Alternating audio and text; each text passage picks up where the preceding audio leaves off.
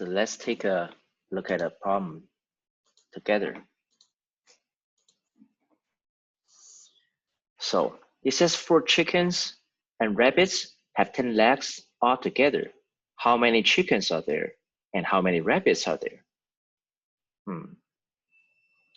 So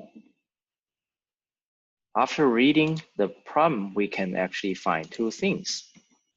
The first one would be there are 4 animals in total, because there are 4 chickens and rabbits.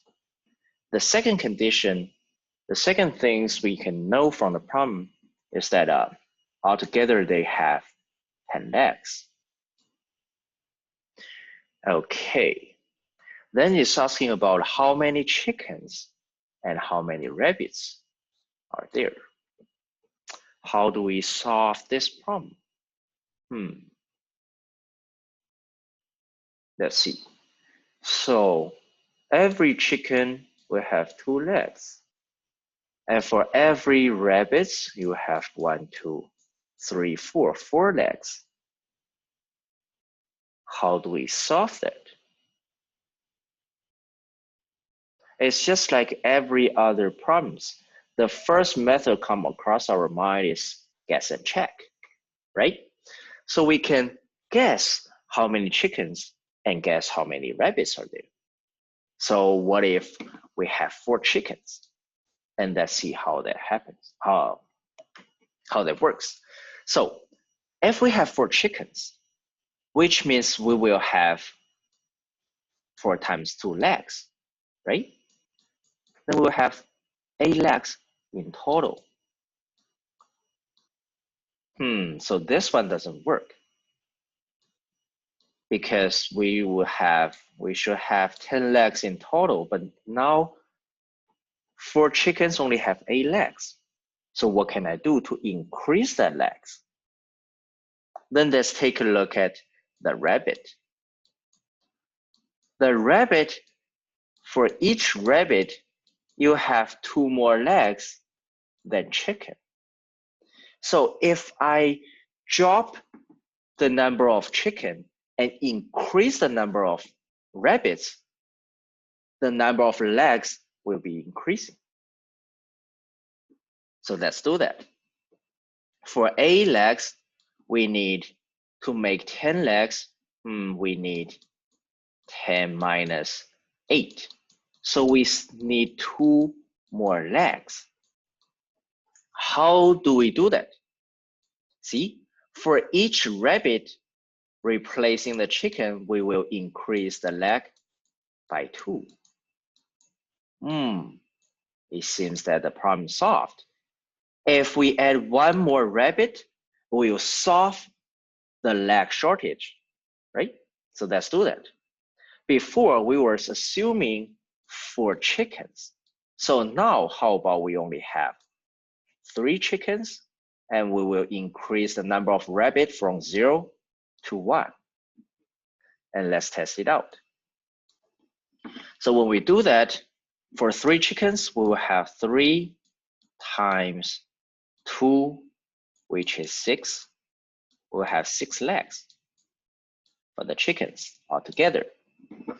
And for the 1 rabbit, we have 1 times 4, because each rabbit have 4 legs, which we got 4 legs in total for the rabbit.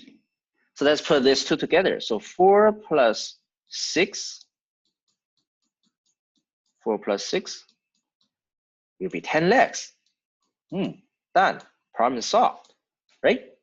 So we will have 1 rabbit, and we will have 3 chickens.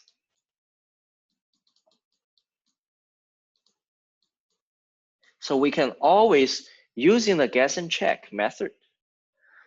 But there would be like, what if the number is fairly large, like 100? If we still keep using the guess and check method, then it's going to take forever. So let's see if we could learn something from the method itself. So what's the first thing we do for the guess and check? the first thing is that we assume that all the animals are chickens.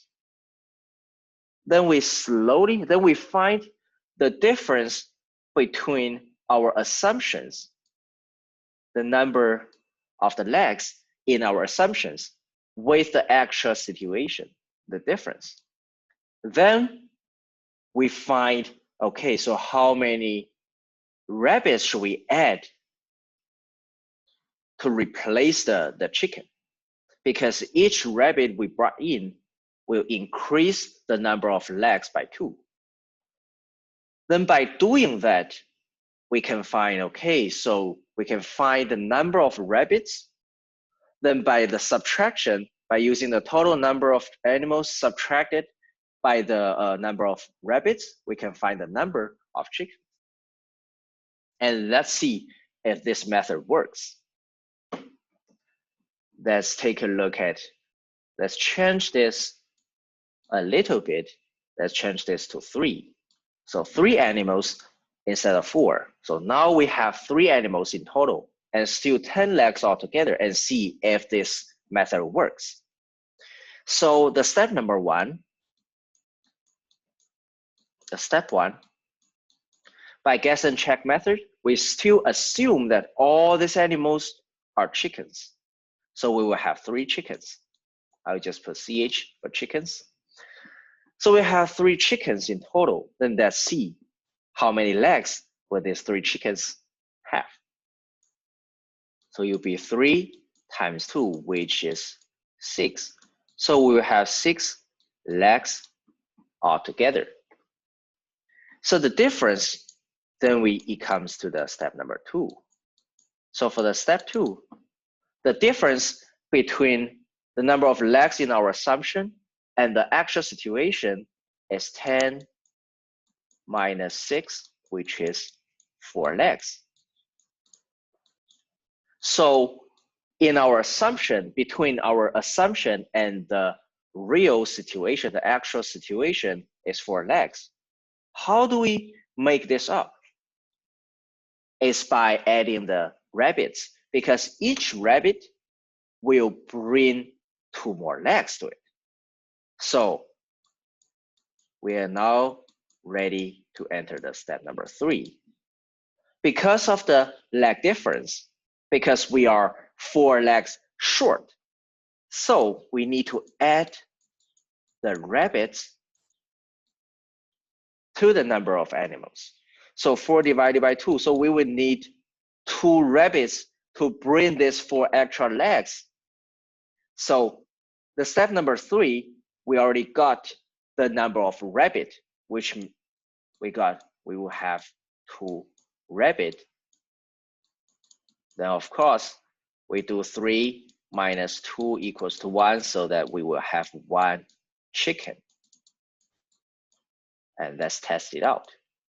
So for the 2 rabbits, each rabbit will have 4 legs. So we do 2 times 4, which is 8.